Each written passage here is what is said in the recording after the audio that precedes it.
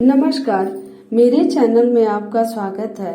आज मैं आप लोगों को कार्तिक मास स्नान कथा अध्याय 28 और 29 सुनाने जा रही हूँ। बोलो जय श्रीमन नारायण। धर्मदत्त ने पूछा, मैंने सुना है कि जय और विजय भी भगवान विष्णु के द्वारपाल हैं। उन्होंने पूर्व जन्म में ऐसा कौन सा पुण्य किया जिससे वे भगवान के समान रूप धारण करके वैकुंठ धाम के द्वारपाल हुए। दोनों पार्षदों ने कहा, ब्राह्मण, पूर्व काल में तृण बिंदु की कन्या देवहूति के गर्भ से महर्षि कर्दम की दृष्टि मात्र से 2 पुत्र उत्पन्न हुए। उनमें से बड़े का नाम जय और छोटे का नाम विजय हुआ। पीछे उसी देवहूति के गर्भ से योग धर्म के जानने वाले भगवान कपिल उत्पन्न हुए। जय और विजय सदा भगवान की भक्ति में तत्पर रहते थे। वे नित्य अष्टाक्षर मंत्र का जाप और वैष्णव व्रतों का पालन करते थे। एक समय राजा मरुत ने उन दोनों को अपने यज्ञ में बुलाया। वहां जय ब्रह्मा बनाए गए और विजय आचार्य। उन्होंने यज्ञ की संपूर्ण विधि पूर्ण की। यज्ञ के अंत में अवभृत स्थान के पश्चात राजा मरुत ने उन दोनों को बहुत धन दिया। धन लेकर दोनों भाई अपने आश्रम पर गए। वहां उस धन का विभाग करते समय दोनों में परस्पर लाग डांट पैदा हो गई। जय ने कहा, इस धन को बराबर बराबर बांट लिया जाए। विजय का कहना था, नहीं, जिसको जो मिला है वह उसी के पास रहे। तब जय ने क्रोध में आकर लोभी विजय को शाप दिया, तुम ग्रहण करके देते नहीं हो, इसलिए ग्राह अर्थात मगरमच्छ हो जाओ। जय के शाप को सुनकर विजय ने भी शाप दिया, तुमने मद से भ्रांत होकर शापो दिया है, इसलिए तुम मातंग अर्थात हाथी की योनि में जाओ। तत्पश्चात उन्होंने भगवान से शाप निवृत्ति के लिए प्रार्थना की। श्री भगवान ने कहा, तुम मेरे भक्त हो, तुम्हारा वचन कभी असत्य नहीं होगा। तुम दोनों अपने ही दिए हुए इन शापों को भोग कर फिर से मेरे धाम को प्राप्त होगे। ऐसा कहकर भगवान विष्णु अंतर्ध्यान हो गए। तदंतर ये दोनों गंड नदी के तट पर ग्राह और गज हो गए। उस योनि में भी उन्हें पूर्व जन्म का स्मरण बना रहा और वे भगवान विष्णु के व्रत में तत्पर रहे। किसी समय वह गजराज कार्तिक मास में स्नान के लिए गंड नदी गया तो उस समय ग्राह ने शाप के हेतु को स्मरण करते हुए उस गज को पकड़ लिया। ग्राह से पकड़े जाने पर गजराज ने भगवान रमानाथ का स्मरण किया। तभी भगवान विष्णु शंख चक्र और गदा धारण किए वहां प्रकट हो गए। उन्हें चक्र लगाकर ग्राह और गजराज का उद्धार किया और उन्हें अपने ही जैसा रूप देकर वैकुंठ धाम को ले गए। तब से वह स्थान हरि क्षेत्र के नाम से प्रसिद्ध है।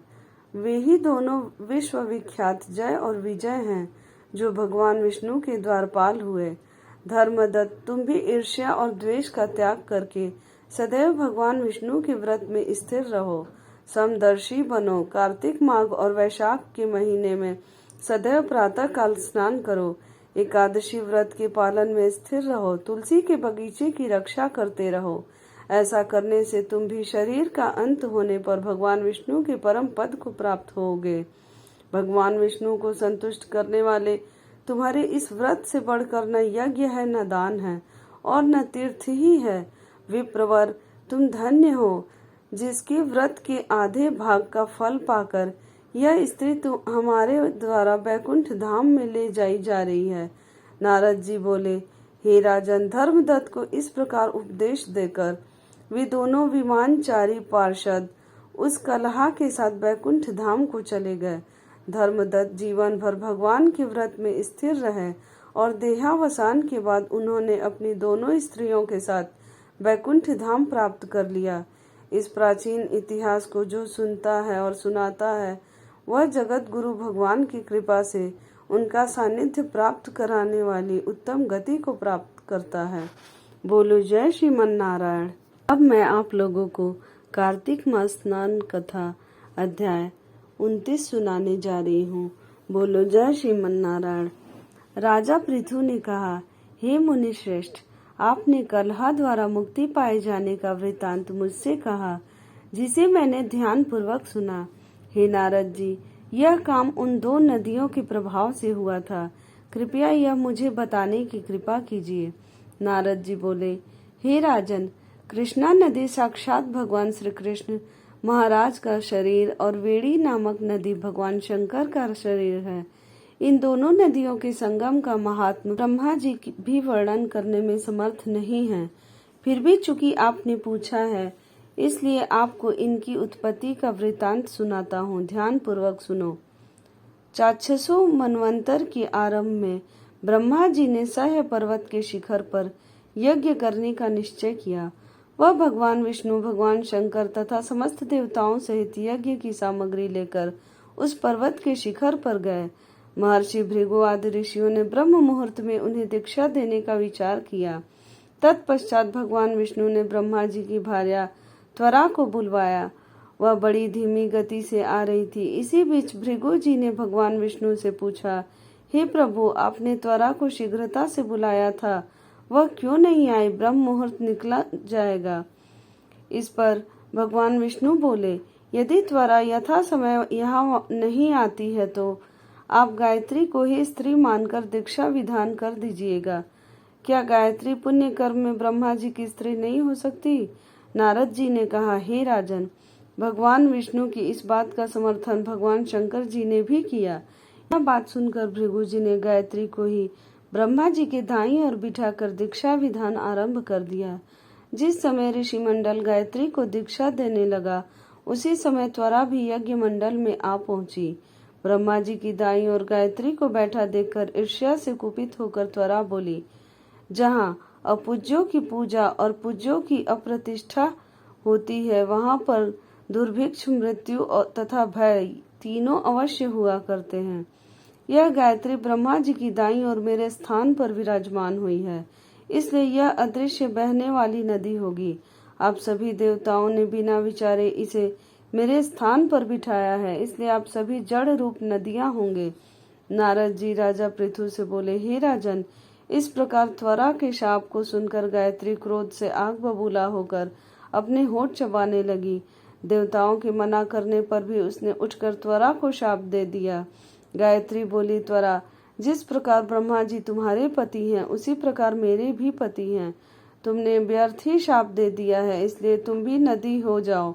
तब देवताओं में खलबली मच गई। सभी देवता त्वरा को साष्टांग प्रणाम करके बोले, हे देवी, तुमने ब्रह्मा आदि समस्त देवताओं को जो शाप दिया है वह उचित नहीं है, क्योंकि यदि हम सब जड़ रूप नदियां हो जाएंगे तो फिर निश्चय ही यह तीनों लोग नहीं बच पाएंगे।